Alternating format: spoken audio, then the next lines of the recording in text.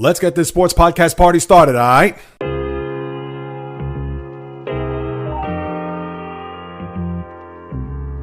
The JAYREELZ podcast. What is happening, my good people? Greetings. How are you? How's it going? How's everybody doing out there? What is the latest and greatest? Hope everybody's doing well, feeling fantastic, in excellent spirits. Time to kick it in high gear as I have plenty of sports talk to uncover over the next hour or so, as this is the JAYREELZ podcast with your host, JAYREELZ. For my first timers, welcome aboard. And for those who've been banging with me going back to the very beginning, somewhere in the middle, or even as early as this past Monday, I welcome you guys and gals back. And with the NBA season now down to its precious few days and a lot of drama that has happened over the last 36 hours or so, I'll get to the college basketball, the national championship.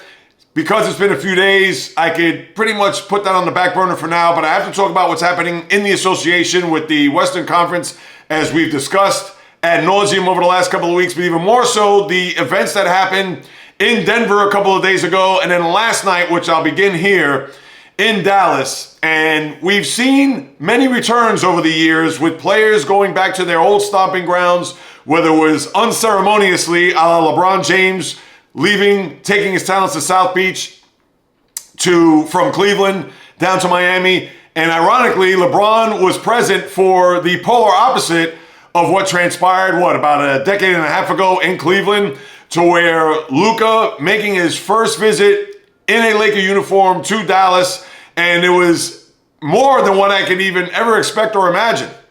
And the reason why I say that is because, yes, we've seen returns by former players coming back and getting, whether it's just standing ovations, a big time video tribute. The one that comes to mind, especially here locally, is Mark Messier when he left the Rangers to go to Vancouver in his first game back, and he had a very emotional return, teary-eyed with the video tribute that he received. Now, this is going back 1997, but that is just one example. And to me, it was similar, but even more so because of the events that took place there late in the night, February 1st, when the Lakers were in town and the news came down that Anthony Davis was being shipped to Dallas for Luka Doncic in a what the hell's going on moment. And for Luka last night, and I even mentioned this on the live stream yesterday, my weekly live stream's on YouTube. So of course, Wednesday, 12 p.m., shameless plug there. But I talked about how yesterday afternoon, my thought process was, considering they had a game the night before in Oklahoma City, which he got ejected because he was cursing in the direction of an official, which happened to be in the same area where a fan was heckling him. So when he came out and denigrated the fan, but in essence, the official thought it was directed toward him, and he got tossed. And even though that second tech was rescinded based on the fact that everything that I just detailed, and a loss against Oklahoma City, which they beat Oklahoma City 2 nights prior to that. But yesterday afternoon, as I was mentioning, I'm sure he was in maybe his old apartment or his old home. I know he drove his Jeep to the game there last night, and I can only imagine the range of emotions, probably stopping off, whether it be at a local deli or restaurant, having a meal prior to the game there, or to him driving to the arena there last night. And then, of course, just the big giant hug by over 20,000 Maverick fans, and of course the Fire Nico chats, what I'll get to in a second, or chants I should say. And for that video tribute, and when I watched that, even I wanted to start sobbing, because just think about it. For all that has transpired since that trade, especially the first day to even week after that, and as I sat there and watched Luka pretty much bury his head in the towel, and to see him getting drafted, from all the video highlights, even from when he was a teenager, to being drafted, all the highlights of him as a Maverick. And I can't even imagine being in his shoes, what that had to be like, knowing that he thought Dallas was going to be his home forever. And still having to process this even 2+ months later, for him to get that kind of closure. And I don't know if he'll ever get the closure. Now, mind you, this is his first visit back. Who knows what the other visits are going to be? Now, granted, they're not going to be any video tributes, and maybe nothing even close to the ovation and adulation that he's going to receive there last night. But I would have to think deep in his gut, he probably still wishes that he was in Dallas. Because you're only human if you sit there and experience just everything that had transpired over that 3-minute period, being introduced by the PA announcer. Of course, the throng of cheers, applause, the accolades, everything. That I'm sure as he woke up this morning, he probably is still saying to himself, pinch me because I can't believe what just happened. And not only am I trying to speak for him, but I'm trying to speak as a fan because I can't even process in my own right watching that last night to even think what it's like to be a Maverick fan. And I even tried to be in the shoes just moments after the trade when I talked about it in early February, how I would be sick and I would be in revolt mode and a mutiny to the fans, or excuse me, a mutiny to the organization to think that, why should I even root for this team? And that's not a knock on Anthony Davis. That's not a knock on what they brought back, but just the whole philosophy of them thinking that this trade was going to be one that was going to build for the immediate future of this team the next 2-3 years to win a championship. And I got news for you. If the Mavericks do not win a championship, as long as Anthony Davis is in that uniform, then this is going to go down, and it already is, quite frankly, as one of the worst trades, not only just in NBA history, but in sports history. Because Luka still has at least a decade left of his career. He's going to get a statue, and you would think his number is going to be, not think, you automatically know that his number is going to be raised to the rafters there at StaplesCrypto.com arena. And now I'm going bigger picture as far as his whole career goes. But in essence, this is what the Mavericks did. And for Nico Harrison, he is not going to hit the end of the fire Nico chance from here until he does get terminated in Dallas. But as I said back in February, and I'm going to say now, that is more of an indictment on the ownership than it is on the GM. Because if you're Patrick Dumont, the owner, you would have to think, well, wait, do you really want to do this? Despite the fact that they were talking about, oh, the culture and defense and having more of a team, just all of a sudden, them having to pivot, knowing that Luka took his team to the finals there last year, even if he does drink beer, even if he does smoke hookah, even if he's not chiseled like LeBron James or is a physical specimen in that regard. Nonsense. The guy is still going to be an all-time great. He's going to go in the Hall of Fame in roller skates. And to trade away that type of player at this juncture of his career, knowing that he's 25, I believe he just turned 26, and he has his whole basketball career still ahead of him. And last night was just an indication of why in the hell did the Maverick organization, yes, I understand Nico Harrison, but even the ownership decided to trade their once franchise player. And then on top of all that, to add insult to injury, all Luka Doncic did last night was put up 31 points in the first half, 45 points total, 8 rebounds, 6 assists, 4 steals in a monumental performance in his first game back.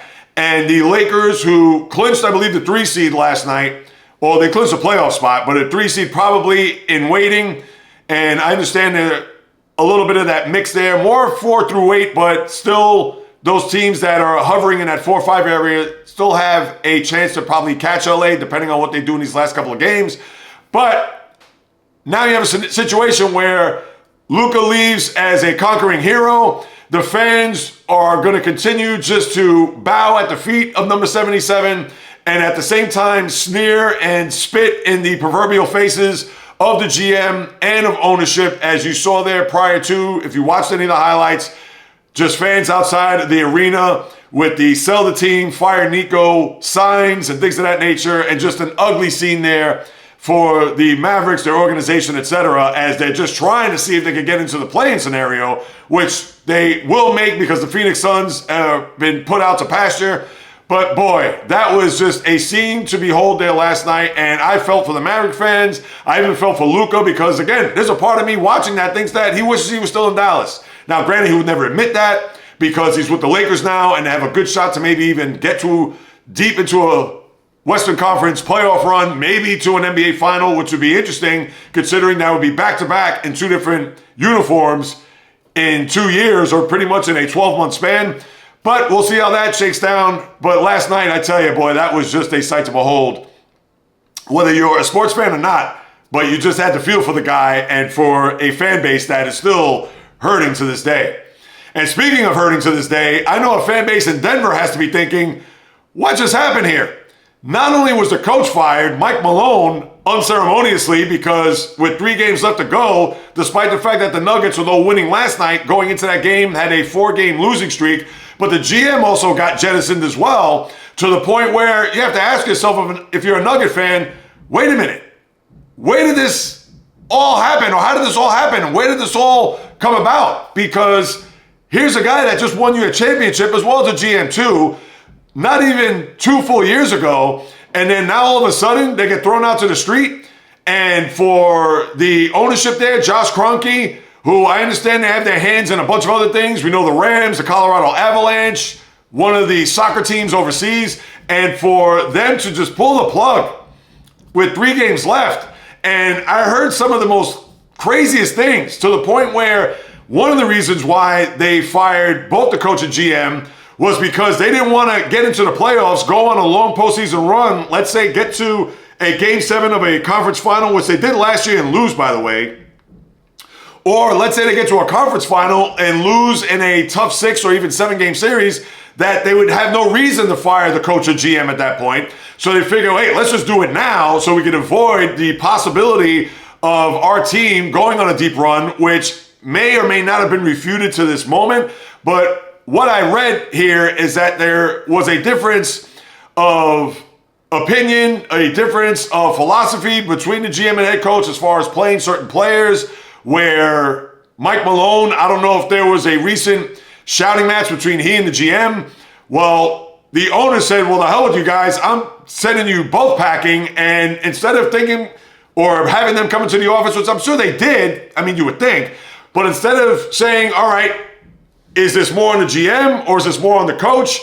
Obviously, both were responsible, or both certainly had a hand in what was going on for the ownership to say bye-bye to both. But you would think, keep one, get rid of the other, because if it's a situation where the coach wants to play certain players, considering that Jamal Murray's been out and you've had issues with Aaron Gordon in and out of the lineup and players not being 100% healthy, plus you have a bench that has been depleted big time, a far cry from when they won their championship 2 years ago. But what went wrong here to the point where one guy, or both guys, I should say, were let go instead of maybe keeping the coach and letting the GM go? All right, if you want to get rid of Mike Malone, but keep Calvin Booth, okay, fine. You'd still have to answer those questions as to why the timing of this execution came down now during the final week of the season. And when Nikola Jokic was interviewed yesterday about it, and he said, yes, they told me that this was their decision. I have to live by it. And you know Jokic, he's a very unassuming guy. He's not one that's going to throw his weight around as a big-time superstar, 3 of the last 4-year MVP of the league. He's one that's just going to be taking a back seat. He's not going to come out in any way to denigrate the coach or the front office or anything like that. He is a superstar that you would certainly love to have on your team, because he's not going to be one to push buttons or try to get coaches fired or look at a GM and say, what are you doing? He certainly doesn't have that type of demeanor, although he has immense power in that organization, considering what he means and him being the face of that franchise. But still, he is one that is there just to play basketball, and that's it. He's not there to try to throw his power, his weight, or anything around to think that, hey, this is my team, and later for everybody else. So Jokic, you know he was going to take the high road, or he really gave him, the media, his honest opinion, which is fine and which is great. But certainly he's not going to say either way that, yeah, Malone should have been gone. And he's the only coach that he's had. So why would he even think about, you know what, maybe it was time for a new voice or a change? Absolutely not. He's not going to do that. But the timing of this is just very surprising. To me, if they go on a long conference run, finals run, and let's say you fire one of the both or whatever, and then you explain at that point, I understand that would even be more puzzling, but I would think better then than to do it now. Because it just shows that there's a lot of disconnect and there's disarray there. And David Adelman, who's now the interim coach, he's the son of Rick Adelman, who is the former coach of the Trailblazers once upon a time, Sacramento Kings, etc. So now he gets the position of having to navigate this team here over the last couple of games. A win last night, certainly pretty good for him. But now, depending on where the Western Conference falls, this is going to be a battleground for him to try to get through to see whether or not he's going to maybe even stick as the head coach moving forward, or if they have an early exit, or maybe a 5-game dismissal there in the conference semifinals. Who knows if he's going to get that assistant seat back, or if he'll be anointed the head coach, depending on what he does here over the next couple of weeks, maybe even couple of months for that matter. So we'll have to wait and see. And now let's get to that Western Conference, because here's what we have at this very moment.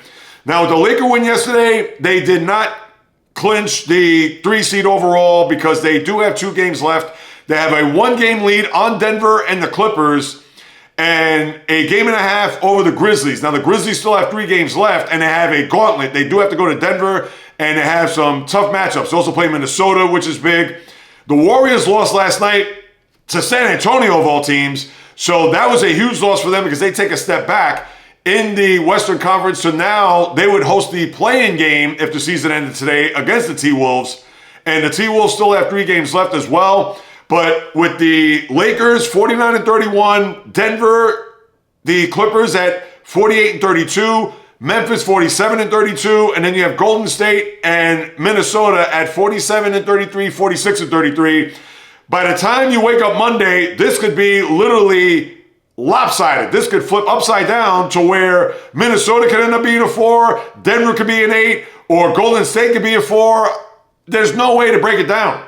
And yes, I could go through these schedules and I could say that, well, Memphis definitely has a rougher stretch here because they have to play the T-Wolves first up in Minnesota, followed by, that's a home game. Then they go to Denver and then close out against Dallas, which may need the game for home court in that 9-10 matchup. So they have their work cut out for them. But if Memphis runs the table, and if you have a couple of the teams that are ahead of them stumble and stub their toe along the way, who knows? They could even host a first-round series as a 4 seed, and instead of having to be the 8 seed, going to play the 7 seed in the play-in game. And I could break this down and predict and so on and so forth, but how I look at this is let's reconvene on Monday. We'll break down these games that are forthcoming here for all these teams down the stretch, and we'll see where the chips fall at that time, and then certainly have a better idea and understanding. Because, I could say, Memphis, their schedule's so tough that they're going to end up being the 8 seed. For all I know, Minnesota, who's been much better as of late, and even though the game is in their building, but watch Memphis go in there, pull off an upset, and then Minnesota will be that 8 seed, probably going to Golden State at this point, and then Memphis ends up being the 6 seed. So we could discuss it and debate it all we want, but the bottom line is let's get back together on Monday, and we'll certainly take a lay of the land as to how this all unfolded from now until Sunday afternoon, where, again, the schedule is a bunch of 1 o'clock games, and you have 3:30 afternoon games, no night games, because I'm sure they're looking at travel for those teams who are involved out west. Well, they have the playing scenario, gives them enough time to settle in. And I understand it's just one team that's going to do that. I guess you have 2 teams because you have the 7-8 and the 9-10, but still, it's a situation where all the games will be done, you would think, by no later than 6:30 p.m. come Sunday early evening. And that's what you have there with the West. As far as the East, there isn't anything to discuss there. Right now, it's looking like Indiana, Milwaukee's your 4-5 because they do have a 3-game lead. You want to talk about maybe Detroit could overtake them in the Eastern Conference? Quite possibly. You'll have a first round, or it looks like it's going to be a first round preview between the Knicks and Pistons in Detroit tonight, and chances are both of those teams are going to match up against one another. Now, the Bucks do have a 2-game lead over the Pistons, so you would think they're going to be home free unless the Pistons happen to win their final 3 and the Bucks collapse here down the stretch. And the Bucks have already won 5 in a row. Same for the Pacers, so both of those teams are going in hot, at least as of right now. But what we're looking at here is Knicks, Pistons, Pacers, Bucks in your first round there in the East. And then we all know Cleveland has the 1 seed. And as far as the 7 through 10, we'll just talk about that on Monday because really I'm not going to break down that dreadful. And granted that the Magic are at least 500, which is fantastic. But Miami, who lost in Chicago last night, and why Tyler Hero took a 3 when he could have gotten a layup there, well, that was a disaster.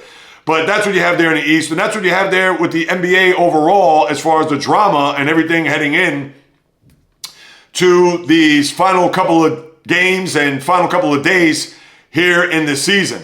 Now, let me look at the schedule here real quick, starting from tonight. We talked about Knicks and Pistons. You have, and these are just games that matter, people. You also have Minnesota at Memphis, as we talked about. That's the back end of a doubleheader on TNT. Cleveland, Indiana is the first game. You have on Friday, Cleveland at the Knicks. And the only reason why I bring that up, because as we talked about earlier in the month, where the Knicks have not beaten Cleveland, Boston, or Oklahoma City, the 3 teams that have the top 3 records in the sport. Knicks lose to the Celtics there on Tuesday night where they had a chance to win. Josh Hart gets that layup, but then Jason Tatum hits that step back 3 to set up where Josh Hart attempted a 3-pointer at the end of regulation. And even though the Knicks had a lead there in the overtime, but Porzingis hit a big 3 there, and then Mikal Bridges fumbles a ball out of bounds. So the Knicks lose to the Celtics 0-4 against them, and chances are they're going to match up in the second round against the Celtics when it's all said and done. But let's see if they can beat Cleveland. Now, who knows? No Donovan Mitchell the last couple of nights. Who knows if he's going to be rested? And even if he is, that will probably be with an asterisk if the Knicks do win that game. But just something to keep in mind if the Knicks try to snap that 0-9 against those 3 teams. So we'll keep that in mind. Then you have Golden State at Portland, Clippers in Sacramento, Houston at LA, the Lakers. Again, they haven't clinched the 3 seed as of yet. Then you have no game Saturday. Sunday, your full slate of games, and you have a full slate of games on Friday as well. But then Detroit and Milwaukee, as a matter of fact, that's where you have the double dip. And Detroit could catch them if they're at a flat-footed tie after, let's see what happens tonight with the Pistons and Knicks. Now, Milwaukee does play New Orleans tonight. So let's say if New Orleans New Orleans beats Milwaukee and Detroit beats the Knicks, the Bucks and Pistons with a home-and-home Friday and Sunday, that will be for the 5 seed. Now, if Detroit runs the table, then they're going to be the 5 seed.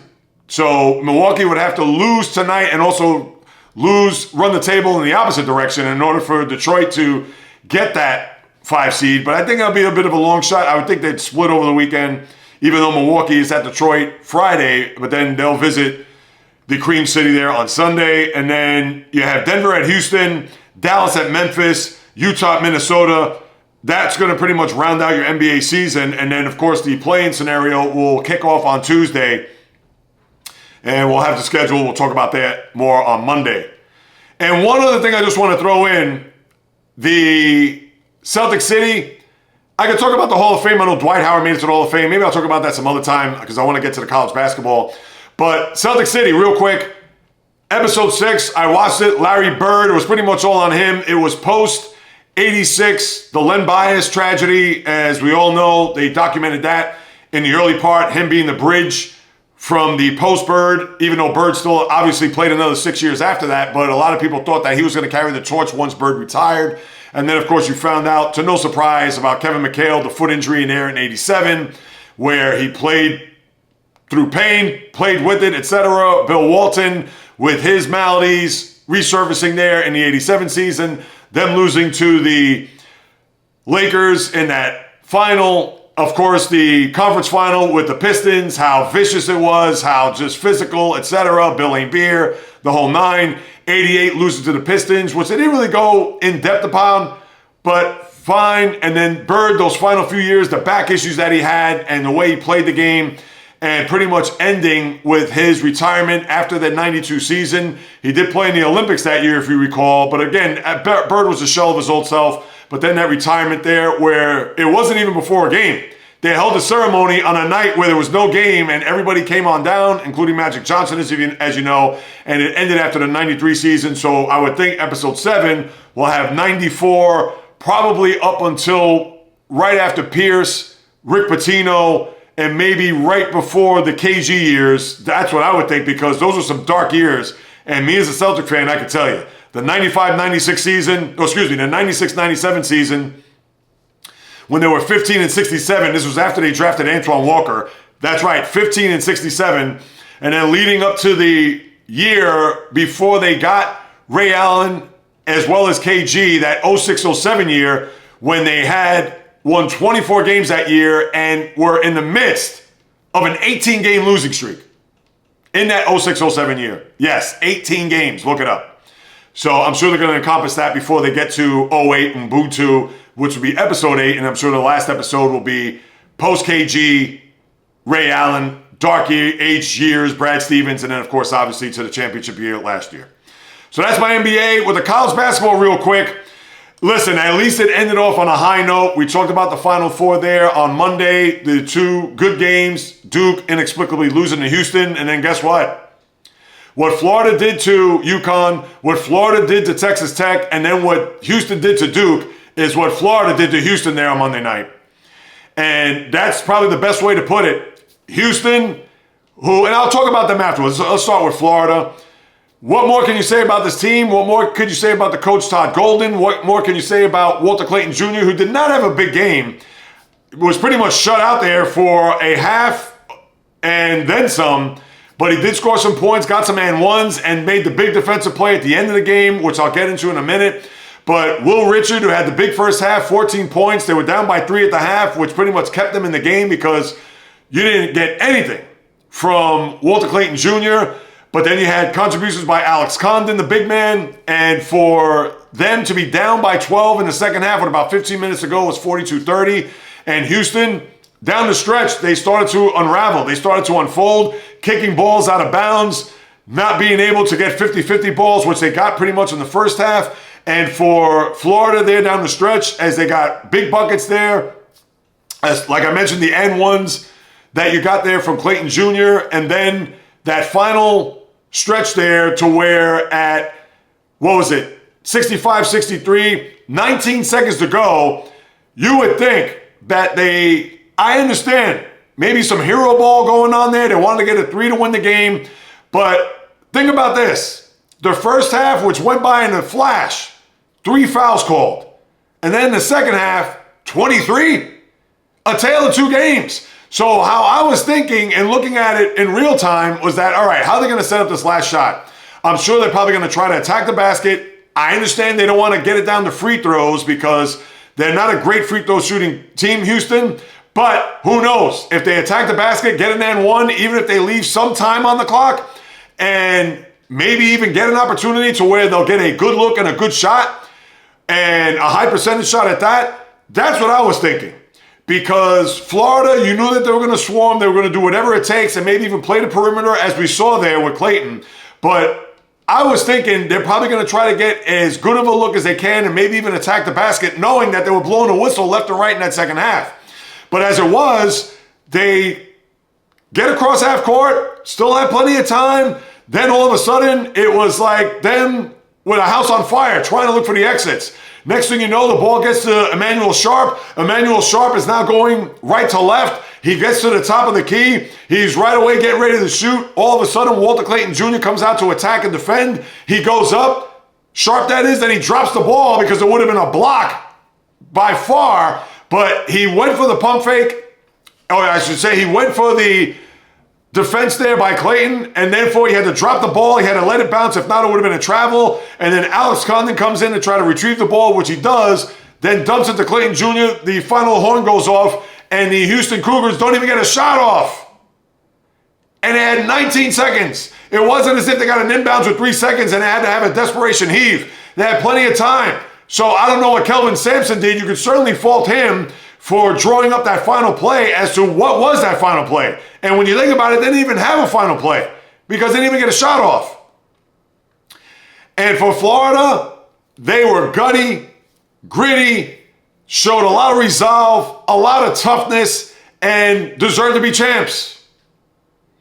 And Houston, for all their defense and for all of what we've seen with them throughout the tournament, suffocating Tennessee the way they did in the regional final, coming back against Duke, And I understand Duke blew it too. They didn't score. They scored one basket in the last 10.5 minutes. But all right, you want to credit Houston and their defense along the way. All right, fine. And then to have a 12-point lead with 15 minutes to go, and I get it, 15 minutes, that's an eternity. And 12-point leads, college or pros, unless it's with 5 seconds to go, and I exaggerate there, but with plenty of time, that's not a big lead. You need to have a 30-point lead. But for them to split the bit, and this is a school, a program that has suffered the Lorenzo Charles dunk against UNLV, against NC State and Jim Valvano, losing to Georgetown in '84, going way back, losing to John Wooden's UCLA teams. Just a few years ago, losing to Baylor in a Final Four. I mean, and then now, as good of an opportunity and shot to win a national title, you beat Duke. And not to say that Duke were world beaters, but still, they had the best player in the country on that team. And that's it. Over. Out. You couldn't get a key basket. You couldn't even get a shot off there right at the buzzer. I understand a little hero ball. You want to get a 3 to win the game. Drama, dramatic, etc. It didn't happen. And for the Cougars, they're going to have to sit on this for another year of what could have been. And it wasn't a great game. It was a wild finish and certainly very riveting, considering that Florida had to come from behind there to win the game. But it was not a classic game. It was not even a great game, especially when you had all those whistles blown by the officials and the replays. I mean, I understand that's how college basketball is. They're going to replay everything. But still, came down to the wire. That's what you want. But certainly not going to be in the annals of a classic. It's not going to be Georgetown, North Carolina. It's not going to be Memphis, Kansas. It's not going to be any of those games. But it certainly did make up for the 48, or really more than that, the 62 other games that were played in the tournament. And I understand you had a handful of good games, Florida, Texas Tech. All right, you want to throw in Colorado State and Maryland.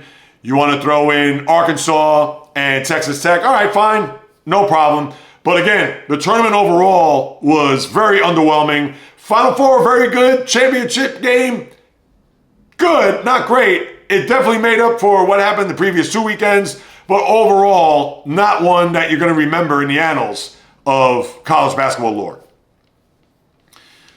So now let me move it along. Let me get to the NHL as I lace up my skates and take a trip on the ice. And there really isn't much to discuss here because you have a situation with the Eastern Conference with the wild card, as we talked about. Let me start here with the divisions because this is the last race, and even that is starting to wither a little bit. But the Maple Leafs look like they're going to be in for the 2 seed in the Atlantic Division. They lost in Florida there on Tuesday night, and then last night won in overtime against the Lightning, which was huge because what that does for Toronto with 1 week left, the season will conclude a week from tonight, but for the Maple Leafs, they have a not sizable lead by any stretch.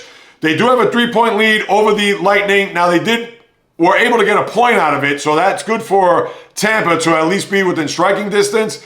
The Panthers are 6 points behind. I don't expect them. They all have played 78 games, so they have 4 left. So chances are they're going to be on the road in that first round, whether it be against Tampa or Toronto. Right now it's looking like Tampa. But give it up. The Maple Leafs look like they'll have home ice. They'll avoid either Tampa or Florida in that first round. They'll end up playing, in all likelihood, Ottawa in the opening round as they have the first wild card spot. And then Montreal, who has not clinched the second wild card spot as of yet. And a lot of the teams that are below them have the same amount of points at 79, whether you're Detroit, the Islanders, Columbus, or even the Rangers for that matter. But they are 8 points behind the Canadiens. And with even a handful of games left, you would think that Montreal, barring just an epic collapse, and currently they're in the midst of a 6-game winning streak. So chances are the East is going to be set probably as long as Montreal wins their next game.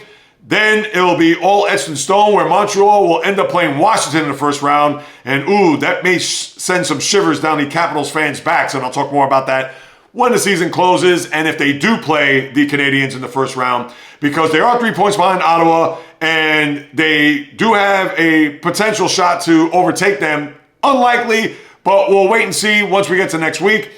But that's what you have there. And in the Western Conference, although Calgary hanging by a thread, 5 points behind the Blues, but they do have 2 games in hand on St. Louis and 1 game in hand on Minnesota, who are both tied, Minnesota and St. Louis, with 93 points. And after that 12-game winning streak by the Blues, they have lost the last two. But Calgary still has a wing and a prayer to see whether or not they could get into the postseason. But right now, it's certainly looking like it is very unlikely. But Vancouver, they did whatever they could to try to stay alive. Obviously, too little, too late. Based on that epic comeback there in the final minute against Dallas the other night. And Dallas may have just blown their opportunity to get a 1 seed overall, where they're in the middle of a 3-game losing streak. But hear me out on this. The Dallas Stars had a 5-2 lead against the Vancouver Canucks there Tuesday night, where, as the PA announcer said, 1 minute remaining in the period, up 3 goals, the Canucks score a goal there to make it 5-3. They had the one-man advantage there where they pulled the goalie. All right, fine, no problem. 30 seconds later, Pius Suter scores a goal to make it 5-4, and you're thinking, all right, well, they still need to get another goal. Right, they got 2 goals, no problem. 23 seconds after that, Pius Suter scores another goal.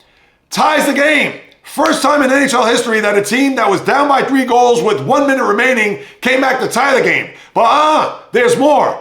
In the overtime, the Canucks, with 1:15 left to go, score the winner. Now, Dallas did get a point out of it. Okay, fine.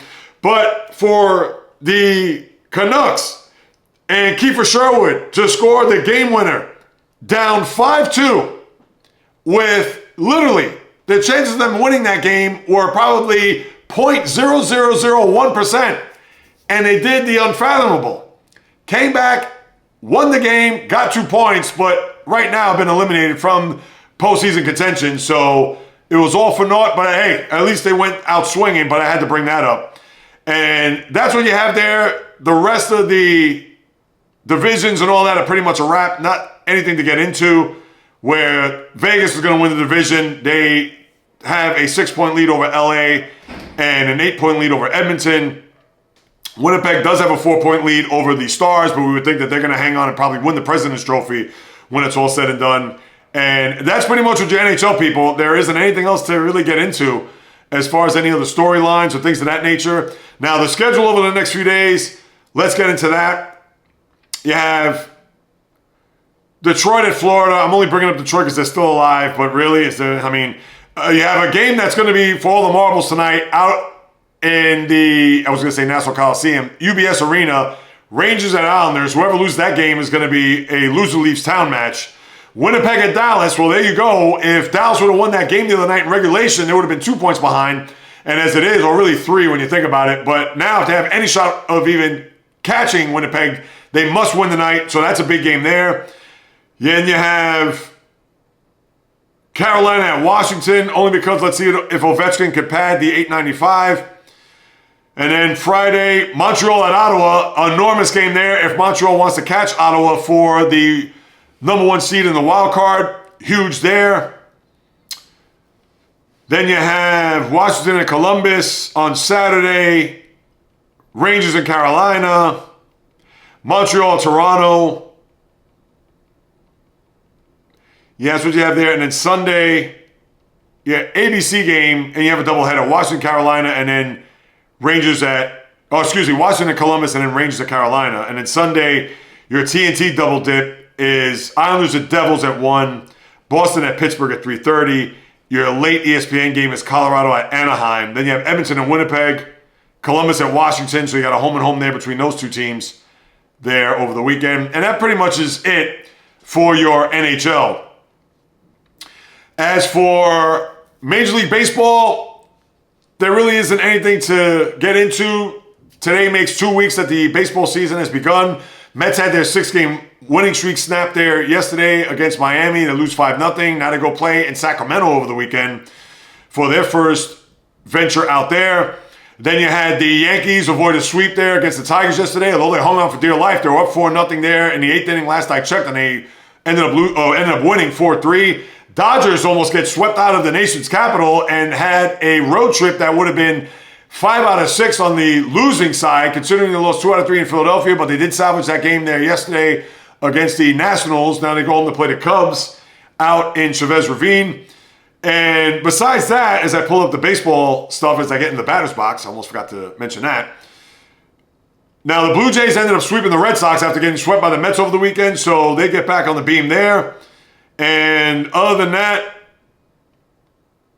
White Sox have lost 7 in a row, so after that 2-1 start, people are thinking, oh, all right, hey, let's see what's going to happen here. Or they were 2-2, I should say. Now they've lost 7 in a row, so they are now on a path to probably lose 120 games just like they did last year.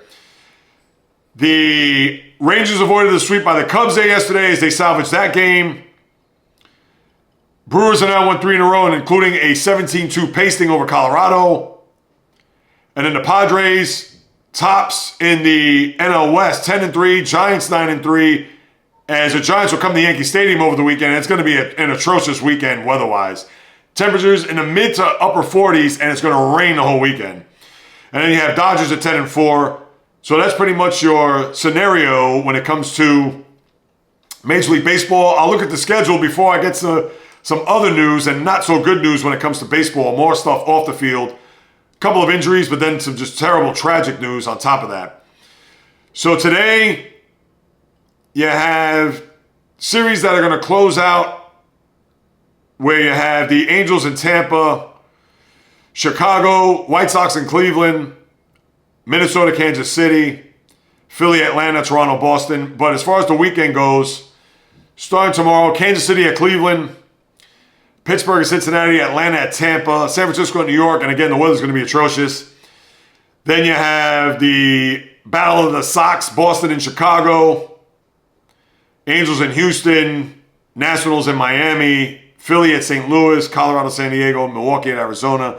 All right, that's what you have there. And the aforementioned Mets at Athletics, Cubs at Dodgers. Now, you have a couple of injuries. Jackson Merrill, who signed that big contract there just a week ago, on the IL, I believe, with a hamstring. Let me just double check that. Yes, he has a right hamstring strain. Who knows how long he'll be out. So the center fielder, let's see if he'll be on the mend sooner than later, considering those young legs. But still, with hamstrings, they're always very tricky. And in the Orioles, who have been stumbling, bumbling, and fumbling, Zach Eflin, their steady starter, on the IL with a lat issue. Hopefully it's not that serious. We know that their pitching has been depleted, whether it's Grayson Rodriguez, who's still out with that elbow. Now you have a situation with Eflin, who's going to be on the shelf. And we know that the Orioles, who can mash, but they're 5-7 at the moment, as they try to tread some water there in the AL East with the Red Sox, Blue Jays, and Yankees ahead of them. And then just some terrible news out of the Dominican Republic, where you had former Major League players, Octavio Dotel, who had been on a million teams in Major League Baseball, started off with the Mets in 99, did play for the Yankees there, and I believe in 06, most notably for the Astros, won a World Series with the Cardinals in 2011, in this terrible tragedy at this club in Santo Domingo, Dominican Republic, where they were attending a concert and then the roof happened to collapse. I couldn't even tell you what was wrong with the structure. Was it because of the music that caused that? I don't think there was anything as far as Mother Nature, earthquakes, or obviously that wasn't reported, but for the roof to collapse, and I believe you had, last I checked, and this was yesterday, where you had almost 100 people perish in this accident, including Dotel, including Tony Blanco, who is a Washington National player, more of a minor league player, did get a cup of coffee with the Nats, I believe, back in 2015-16. And then you also had the sister of Nelson Cruz, the longtime DH, also die in this accident. Pedro Martinez, the Hall of Famer, even came out and said that he has family members that have not been discovered since this accident happened there on Monday night. I mean, what more can you say? It is just awful beyond belief. Thoughts, prayers, condolences go out to those families, the Dotel, the Blancos, the Cruzes, the Martinez family. Hopefully, somehow, some way that they could find them alive. But considering this has been more than 48 hours and they're still trying to dig out from the rubble and the carnage, you can't even come up with a more terrible story than this. So unfortunately, that had to be discussed and brought up. And speaking of just terrible news, I forgot to mention in my NHL segment, Ray Shero, the architect of the Penguin Stanley Cup team, going back to the 08-09 first Stanley Cup that Sidney Crosby, Evgeny Malkin had won. died at the age of 62 there yesterday, and just a bad, terrible story there. 62, very young.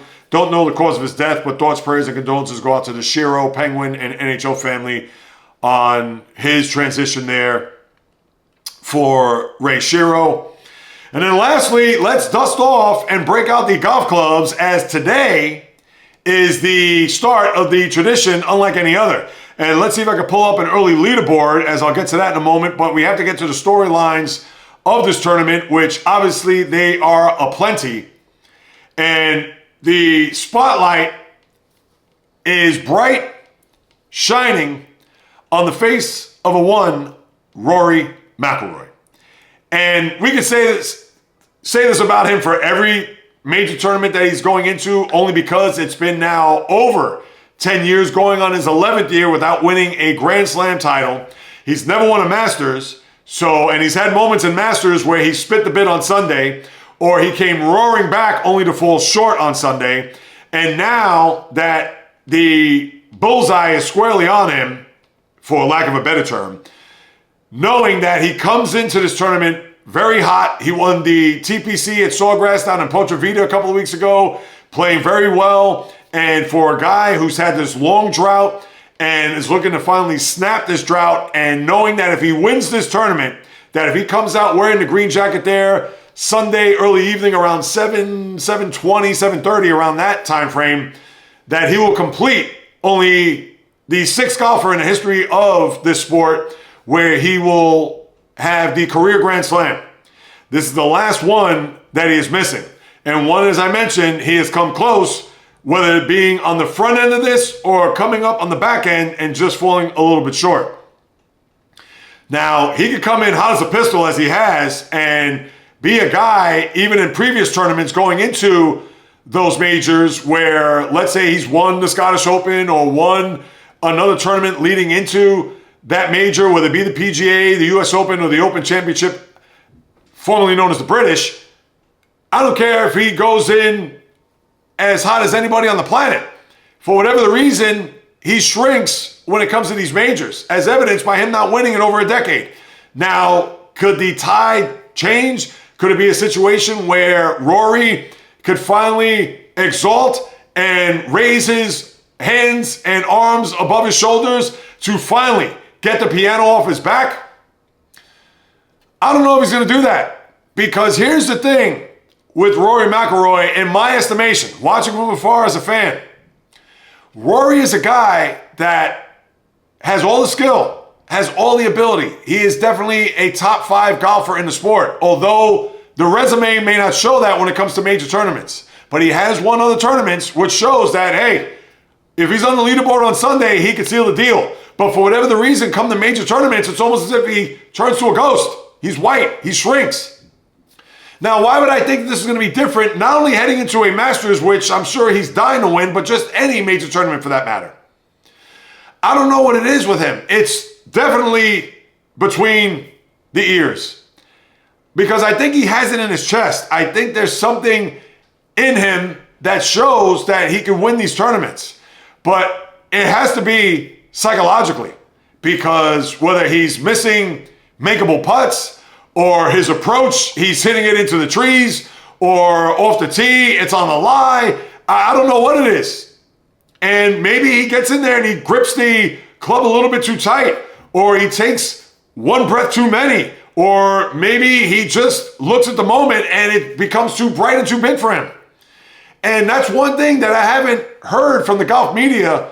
And if I happen to be in the room, I would ask him that, because that is a legitimate question to wonder whether he's at the top of the leaderboard. Let's say if he is come Sunday and he gets interviewed Saturday, and let's say he's a stroke or two ahead. I want to know what is going to go on through his head from the time he puts his head on the pillow to the time he wakes up in the morning. And he could easily say, well, hey, when I wake up, I can only give you that answer then. But what is going to go through his mind if he is on top of the leaderboard, or if he is a stroke or two back? Because I want to know what's in his mental makeup. Because the reason why he hasn't won is because he's faltered down the stretch in these big-time matches.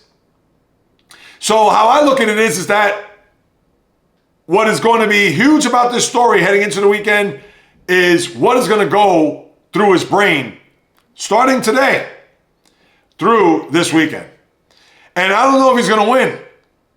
To me, it's almost I have to believe it when I see it, because even if he has a 4-stroke lead going into Sunday, I'm not going to think that he's a shoo-in. I'm not going to think it's an automatic. I don't want to say he's going to pull a Greg Norman back yesteryear where he had a 6-stroke lead and he spit the bit. But you have to think, with McIlroy, until he sinks that final putt on 18, whether it be here at Augusta or anywhere else, but let's just start here in the moment, and then he raises those arms like I mentioned, then I could say, oh wow, he did it. Until then, I don't think he's going to do it. Now, there are so many other golfers here that we could discuss. We know Scottie Scheffler always comes in hot, and a lot of people think he's going to be the favorite to win. He won it last year, as we know, and he's a guy that you certainly know come Sunday, he's going to be nearer at the top of that leaderboard. But, I mean, we could go through the gamut. We could go through the John Rahms and the Brooks Koepkas and the Bryson DeChambeaus, the Dustin Johnsons, guys like that, who we would think. And Dustin Johnson, he hasn't really performed well here over the last few years. This guy's missed cuts and has been an afterthought in these major tournaments, dating back to when he won the Masters in the pandemic year. When it was held when? I believe it was held that November. So I don't know whether or not these guys, or the Cam Smiths of the world, or the Colin Morikawas, I mean, any one of those guys, you can pull your name out of the hat. I know the LIV guys have played well here because this is a golf course that everybody knows. It's not as if it's any of the other tournaments where from year to year it's at a different locale. We all know the Masters, Augusta, it's the same thing. Yeah, they'll tweak it here and there, so on and so forth. But this is a course that they know from the back of their hands. And therefore, it plays to their strengths, and it also does not expose their weaknesses. If they're going to have an off day, it's because they had an off day. Not because, oh, I don't know how I'm going to approach this hole, because they know these holes. They know these courses. Or they know this course, excuse me. So, if I had to predict any other storylines or any other players that could come from out of the woodwork or could really be a surprise here, I've always liked Will Zalatoris based on his performance a few years ago, where he, I believe, ended up second or third and came out of nowhere. Is there going to be a Will Zalatoris coming out this year? And I believe that was in 2022, if I'm not mistaken. Maybe 21 during that Masters tournament. But I'm going to go with the LIV guys, whether that be Rahm, DeChambeau, even Koepka for that matter. Because those guys have played well. And a lot of people thought when the LIV golfers defected, or I should say when the guys defected from PGA to LIV, oh, how are they going to play here back in Augusta where they're not used to playing here on American soil or in the golf courses that they've come to know and love. Nonsense. They've been wreaking havoc, especially at the Masters, whether even Patrick Reed had been at the top or near the top of the leaderboard coming in as a member of the LIV Golf League. And how I see it, I could see either Koepka, DeChambeau, even Cam Smith for that matter, another guy. And Cam Smith's a guy that, not that I have any affinity or I'm a fan of, but he's a guy that will certainly, among any of the golfers that are out there on the tour, will certainly end up being victorious, as he's shown here over the last few years. And I know a couple of years ago he won the Open Championship. And actually, I believe in that process, if I'm not mistaken, didn't he overtake Rory McIlroy on that final day to win the Open? So let's see. I think that you got Scheffler, you got Koepka, like I mentioned. Any of those guys, as we know, no surprise. I'm going to say Koepka only because he was close last year and fell short. And for him, I'm sure maybe that's burning in his stomach to get back and win it. And for those guys who are part of the LIV Golf League, they would look at that as a guy that they could say, hey, although we don't know what's going to happen with LIV Golf, we hear all these things about them finally merging and having a deal that's going to be put in place, but who knows? So I'm going to look at Koepka this weekend. And as we look at it right now, and I understand by the time you listen to this, it's going to be old news and what have you, but just to take a live look at this very moment. Now, mind you, a lot of these golfers, they either been through 7, some through 9 holes, 10 at the most, And what we have here at the top of the leaderboard is as follows. Aaron Ray, who I've never heard of, who right now is currently 3 under, along with Joaquin Neiman, 3 under, Chris Kirk, Steven Yeager, Michael Kim are 2 under, Kim is 1 under, Zach Johnson, a guy that we've known over the years, I believe is captaining the the Ryder Cup this year, is also at 1 under. Bernard Longer, who is, I believe this is going to be his last Masters, and has won 2 in the past, is also 1 under. And as far as the rest of the field that will tee off later on, especially the players of note, the Patrick Cantleys of the world, 1233. Xander Schauffele is a guy I forgot to. He'll be in the mix for sure, 101. Rory McIlroy, his threesome is Ludwig Åberg, as well as Ashke Bhatia, never heard of him before. Shane Lowry's another guy that could be waiting in the wings as one to overtake the field. Hideki Matsuyama. I mean, you have a ton of great guys here. John Rahm at 134. He'll tee off. Koepka's at 1250. And you know Tommy Fleetwood, who always seems to be near the top of the leaderboard the first couple of days, as well as Lee Westwood. He's another guy. I don't even know if Westwood is in this tournament this year. Let me just double check that. I don't want to be off base.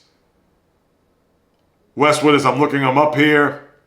Bubba Watson, who's won twice. I only bring him up because he's won twice. Dustin Johnson is at 12-11. So, yeah, there you have it. Victor Hovland, who always seems to be a guy at the top of the leaderboard as well. Yeah, I don't know if Lee Westwood is actually in this tournament. I don't see his name. But anyway, Masters, 4 days. Recap it on Monday. Hopefully we have a thrilling finish to discuss and maybe even lead off the podcast at that time, because guess what? That will conclude another episode here of the JAYREELZ podcast. As always, thank you so much for stopping by, carving out precious time out of your day to listen to what it is I have to say about what goes on in the wonderful world of sports. And if you haven't done so, people, please subscribe, rate, review, throw me a few stars, write a review on whichever podcast platform you listen to, Apple, Spotify. Also, the YouTube channel at JAYREELZ, which is huge. I'm pushing that, people, trying to get to 1,000 subscribers. I'm over 600. I know I still have a few more hundred to go, but with your help, take screenshots, send it to your family, friends, foes, frenemies, to the good, the great, the kook like me, sports fan in your life, the casual, diehard, the rabid, doesn't matter. Please send it to them, because as you know or may not know, I'm an independent content creator, podcaster, trying to make a living, doing this full time. That's right. I'm not getting paid to do this, people. I'm doing this out of the love because I love to do this, and the reason why I quit my job to do this. And it's been well over a year. To think it's been now 14 months, over 14 months since I've done so. So please, your support, your assistance in telling a friend to tell a friend, share the word. Again, Apple, Spotify, for those who like to listen into your earbuds, headphones, speakers, take me to the gym, food shopping, doing chores around the house, no matter where it may be, or even if you happen to be visually inclined and want to watch on your phone, tablet, TV for that matter. I watch YouTube on TV pretty much all the time. So please, spread the word, people. I would appreciate it from the bottom of my heart if you could just take the time out. So like I said, take a screenshot, send it to those who would be interested in sports talk or even lifestyle content for that matter, because I just put up a vlog recently. In fact, I put it up on Tuesday with the Met fan being over the moon about their expectations for the team this year, which comes to as a surprise. And speaking of surprises, I also have a surprise guest, a former guest on my podcast many moons ago, as well as a guest on my vlog video that you definitely have to tune in to see. And you go to my YouTube channel at JAYREELZ. And if you want to hit me up with a question, comment, or just suggestion overall, the aforementioned at YouTube, Instagram, TikTok, Facebook, my social media accounts, the JAYREELZ podcast, or JAYREELZ on Instagram, Twitter, JAYREELZ1, just a number, or the old-fashioned way, the JAYREELZ podcast at gmail.com. I'll be more than happy to follow up with you guys and gals, because whether you do or do not know, this is what I love to do, people. It's in the blood, it's in the DNA. Talking sports since birth. And not only that, getting all these sports that I discussed, the NBA, college basketball, baseball, I didn't even talk about NFL, not much to talk about in the NFL, National Hockey League, even the golf with the Masters here, Where else are you going to get all this in one podcast? A little bit over an hour. Your one-stop shopping for sports talk. I'm listening. Still listening. You can't. I got it covered.